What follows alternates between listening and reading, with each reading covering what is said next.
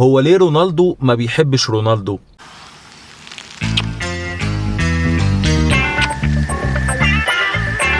رونالدو نازاريو او رونالدو دي ليما واحد من اساطير الهجوم واساطير منتخب البرازيل واللي خد معاهم كاس العالم في 2002. مفيش مناسبه تقريبا بيتسال فيها عن افضل اللاعبين في العالم او عن كريستيانو رونالدو تحديدا الا وبيتعمد ان هو يتجاهل ان هو يتكلم عنه او ياكد في كلامه ان في لعيبه تانية احسن منه. ما بحبوش الواد ده. والموضوع كان يبدو في الاول ان هو اراء شخصيه او اذواق، وكلنا بنختلف في ارائنا عن اللعيبه، في اللي بيشوف ان ده افضل لعيب وفي اللي بيشوف واحد تاني وهكذا. لكن لما يتكرر الامر مره واثنين وثلاثه في مناسبات مختلفه كده يتحول الموضوع ان هو فعلا مقصود. في 2013 وفي عز ما رونالدو وميسي متألقين مع ريال مدريد وبرشلونة وبيتنافسوا على الكرة الذهبية وعلى لقب أفضل لاعب في العالم، اتسأل رونالدو نازاريو وقتها عن رأيه في مين اللي يستحق الكرة الذهبية، وكان رده طبعا ليونيل ميسي، وإنه رغم من إن كريستيانو وميسي هم أفضل لعيبة في العالم لكن ميسي بيتفوق في بعض التفاصيل الفنية.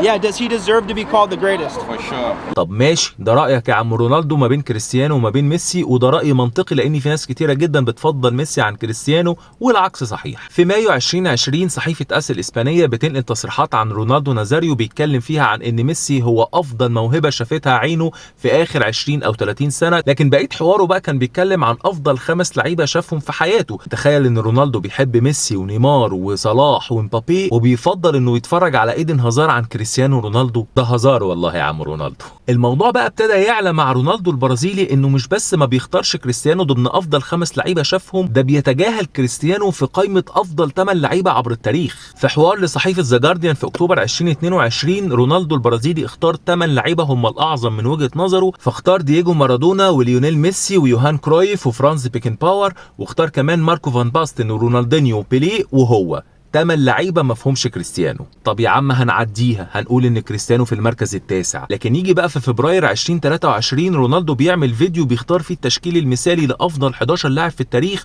ما بيحطش برضه كريستيانو. اختار في حراسه المرمى الايطالي بوفون، في خط الدفاع كافو وروبرتو كارلوس ومعاهم كمان فرانز بيكن باور وباولو مالديني، في خط النص اختار زيكو ورونالدينيو وميسي ومارادونا، واختار نفسه مع بيليه في خط الهجوم. 11 لاعب ما فيهمش كريستيانو، هل ده يعقل؟ الطريف بقى ان رونالدينيو نفسه اتسأل من ايام لو كان يختار لاعب واحد بس يلعب في فريقه هيختار رونالدو الظاهرة ولا ميسي، قام راح قال لك انا هختار كريستيانو لان ده اللعيب الوحيد اللي ما لعبتش جنبه وانا نفسي العب معاه. على الكسفه اللي انت فيها يا حازم. طب هل ممكن تكون اختيارات رونالدو البرازيلي دي فعلا نابعه من قناعاته الشخصيه وان الموضوع ما يكونش ليه علاقه بان هو بيكره كريستيانو رونالدو او ان هو ما بيحبوش ويكون فعلا ما بيفضلش لعبه؟ الحقيقه ان الموضوع كله بيتعلق من غيره رونالدو البرازيلي من رونالدو البرتغالي. هو مين رونالدو الحقيقي؟ وهنا بانت قوي فكره الغيره، ان زمان لما كان بيجي قدامنا اسم رونالدو كلنا على طول دماغنا بتروح لرونالدو البرازيلي، لكن مع ظهور كريستيانو مع تألق كريستيانو وارقامه وبطولاته اللي عدى بيها حاجز رونالدو البرازيلي، دلوقتي بقى على طول دماغنا اول ما بنسمع اسم رونالدو بتروح لكريستيانو. حتى لما بتكتب على جوجل رونالدو